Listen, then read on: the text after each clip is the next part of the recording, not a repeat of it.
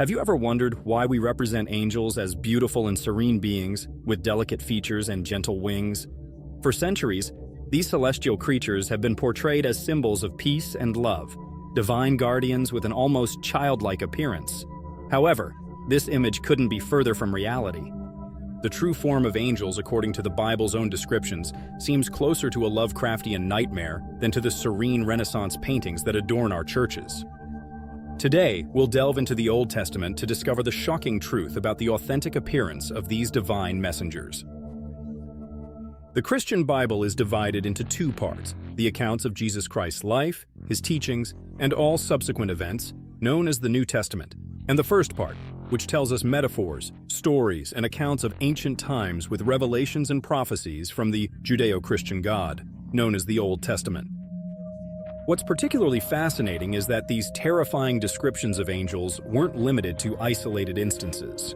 Throughout the Old Testament, whenever angels appeared to humans, their first words were almost invariably, "Fear not," or "Be not afraid."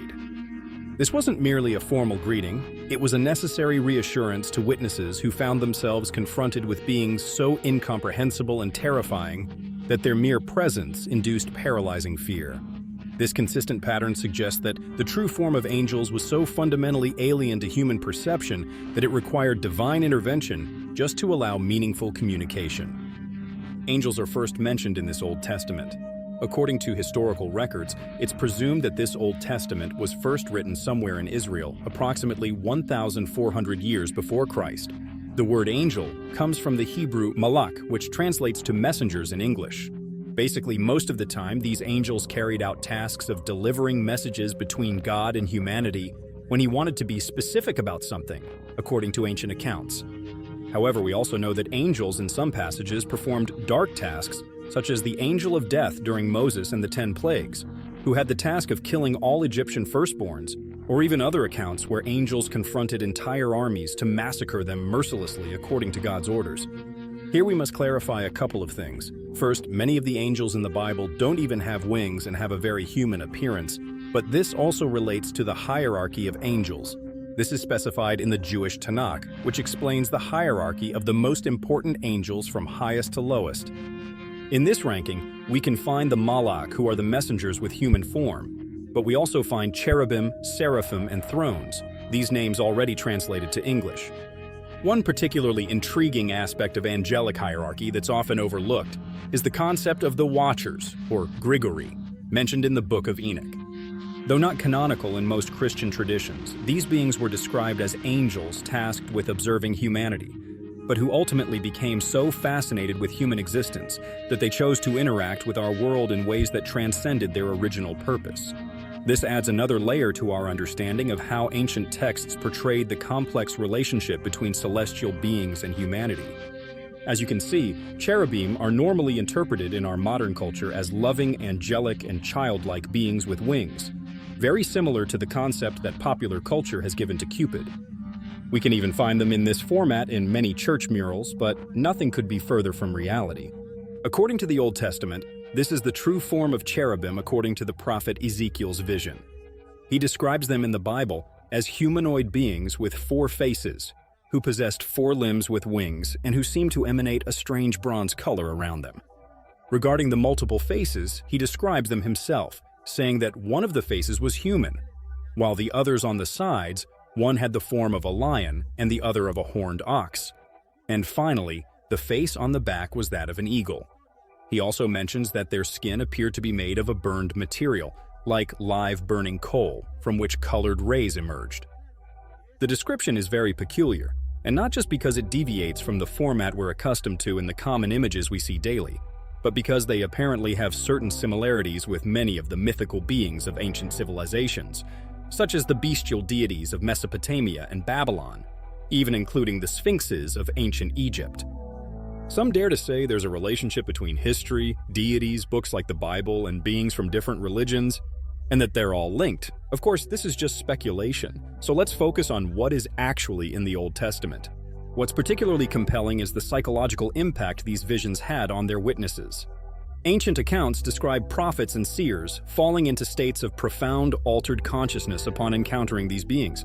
The book of Daniel, for instance, details how the prophet became physically ill for days after his celestial encounters, suggesting that human consciousness itself struggled to process these entities that seemed to exist simultaneously in multiple dimensions. It's presumed that during medieval times, Christians adopted elements from Greek and Roman art to give angels the concept of beauty and aesthetics that we know today. Now I'll tell you about another of the angels in this hierarchy, the Seraphim, who are mentioned in the book of Isaiah and whose name comes from seraph, which would translate to something like the one who burns or the being of fire. In this same book, we can find a concrete description of these angels as beings with 6 wings that completely cover their body, 2 that cover their face, 2 that cover their body down to their legs, and 2 more that constantly move and are used for flying, practically covering their entire body almost as if it were armor. It's important to mention that in medieval theology, seraphim were considered guardians of God's throne, something like his royal guard.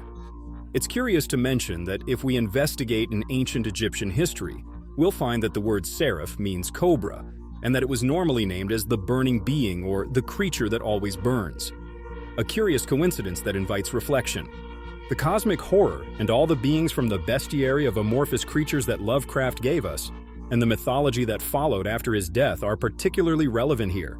And the next angel at times seems to be a carbon copy from the mind of the Providence writer. In the Old Testament, the Ophanim are mentioned, which according to the Bible would translate to thrones, which, if we take ancient Hebrew and make a correct conjugation, the translation would mean the wheels or the orbs. These are mentioned in Ezekiel's vision, in which we're directly told that he describes them as living beings that are surrounded by circular forms or orb shapes that at times emanated light and palpitating energy, and that could move in all directions. He also emphasizes that around these orbs there were various eyes everywhere. This could be one of the most mysterious and strange descriptions in the Bible. And of course, there are some who claim that this vision of Ezekiel is nothing more than the description of an unidentified alien flying object. It's fascinating to think that Ezekiel's vision can be taken as an interpretation of what he saw, and always between translations, rewrites, and the passing of centuries, these writings undergo modifications.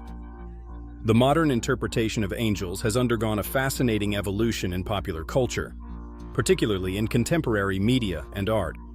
While Renaissance painters sought to make these beings approachable and beautiful, some modern artists and writers have begun returning to the more eldritch descriptions found in ancient texts. This artistic renaissance of biblical accuracy has sparked a new wave of interest in understanding these beings not as gentle guardians, but as incomprehensible cosmic entities whose very existence challenges our understanding of reality. It's particularly interesting that his description is so similar to the following: something indescribable of great size, an unknown living being formed of bubbles and luminescent orbs, with thousands of eyes forming and unforming, moving everywhere. The Shoggoths, amorphous beings mentioned for the first time in At the Mountains of Madness, one of Howard Phillips Lovecraft's most well-known and important stories.